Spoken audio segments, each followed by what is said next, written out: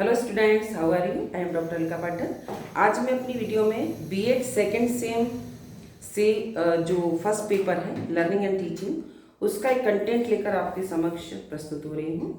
और कंटेंट है कक्षागत अभ्यास, क्लासरूम प्रैक्टिस।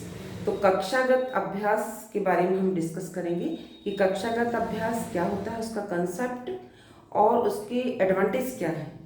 आप समझ रहे होंगे कक्षागत अभ्यास क्या है। तो कक्षागत अभ्यास वो है जब टीचर क्लास में पढ़ाता है ना, तो शैक्षणिक गतिविधियां कराता है ना। तो शैक्षणिक गतिविधियां और अभ्यास जो एक शिक्षक कक्षा के भीतर छात्रों से करवाता है ना।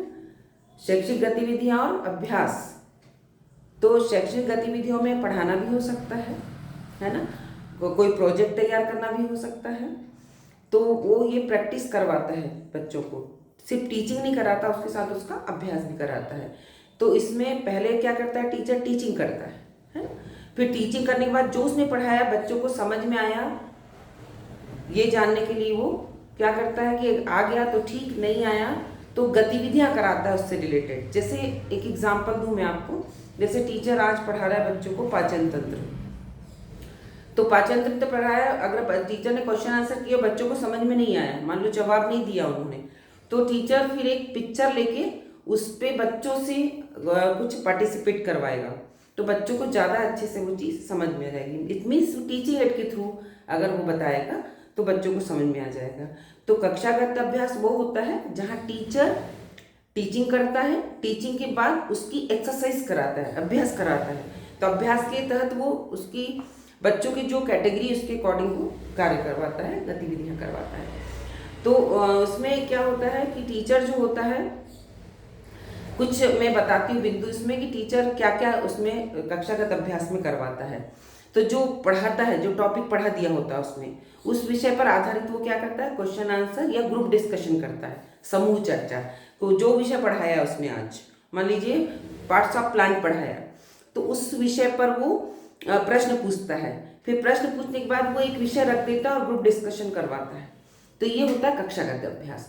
फिर होता है उसमें दूसरा, मैं उदाहरण दूँ आपको, समूह चर्चा के साथ वाद विवाद, डिबेट। आपने देखा होगा डिबेट करवाते हैं, तो डिबेट में भी पता चलता है कि बच्चों को वो टॉपिक या वो चीज़ समझ में आ गई है नहीं आई, उस पक्ष में और विपक्ष में बच्चे अपने मत देते हैं।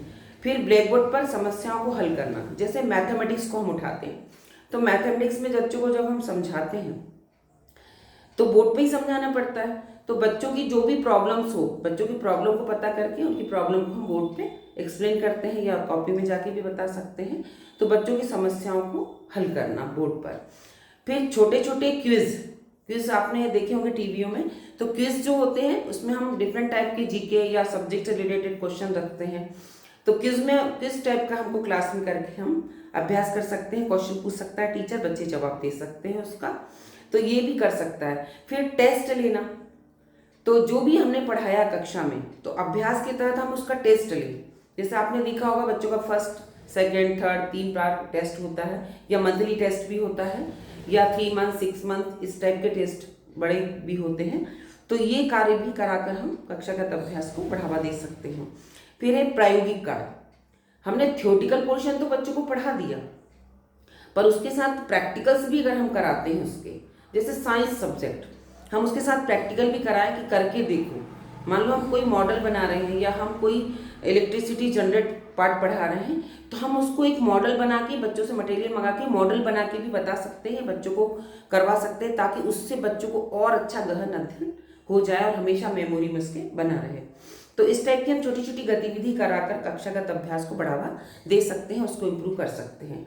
फिर इसके एडवांटेज क्या हैं, हम क्यों कक्षागत अभ्यास कराते हैं, क्यों इतनी सारी गतिविधियां, शैक्षणिक गतिविधियां कराते हैं बच्चों के साथ। तो ये कराने के कुछ लाभ भी तो होंगे, कुछ एडवांटेज होंगे। तो मैं फटाफट आपको एडवांटेज बताती हूँ इसके, कि विषय की गहरी समझ होती है। जैसे हम कोई विषय पढ़ा रहे हैं, अभी मैंने बताया जैसे एग्जाम्पल आपको मैथ्स का, साइंस का, तो हम कोई भी विषय पढ़ा रहे हैं, तो जब हम कक्षा में उसका अभ्यास करवाते हैं तो बच्चों की जो समझ, जो अंडरस्टैंडिंग है, वो लेवल बड़ा पावरफुल होता है और बच्चों को मेमोरी में काफ़ी समय तक वो चीज़ रहती है, गहरी समझ हो जाती है, मतलब बहुत दिनों तक उसके दिमाग में वो चीज़ रहती है जब हम एक्सरसाइज करवाते हैं।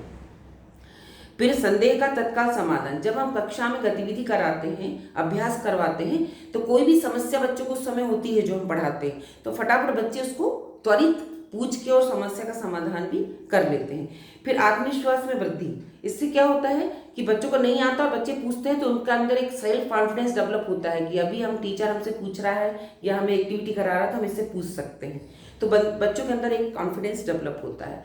स्मरण शक्ति में सुधार, जब हम एक्सरसाइज करवाते हैं क्लास में पढ़ाने के बाद, तो बच्चों में जो बार बार अगर हम करके ना करत करत अभ्यास थे जड़बती हो इस जान, तो अगर हम बार बार अभ्यास कराते हैं तो इसकी मेमोरी में काफ़ी समय तक वो चीज़ें बनी रहती है। इट मीन्स एग्जाम तक तो बनी रहे।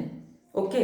फिर रचनात्मकता का विकास, जैसे क्रिएटिविटी की बात करते हैं हम, तो जब हम मॉडल चार्ट ये सब बच्चों के साथ रचनात्मक कार्य करते हैं अभ्यास के तहत, जो प्रायोगिक कार्य करते हैं, तो इससे बच्चों की क्रिएटिविटी डेवलप होती है। फिर शिक्षकों के लिए फीडबैक, तब जब टीचर इतनी सारी चीज कराता है तो शिक्षकों को पता चलता है कि मैं पढ़ाने के साथ क्या क्या करवाऊंगा ताकि बच्चों का इंप्रूवमेंट अच्छा हो, उनकी मेमोरी अच्छी हो, लर्निंग कैपेसिटी अच्छी हो, बच्चे जल्दी से सीख पाएं, उनका परफॉर्मेंस अच्छा हो, उनका अचीवमेंट अच्छा हो। तो इस टाइप से टीचर जब करता है तो उसको भी फीडबैक मिलता है कि जो हम कर रहे हैं क्रिया या कोई जो शैक्षणिक गतिविधियां कर रहे हैं उससे हमें क्या रिस्पॉन्स मिल रहा है। ओके। तो बच्चों आज मैंने आपको बताया कि कक्षागत अधिगम क्या होता है।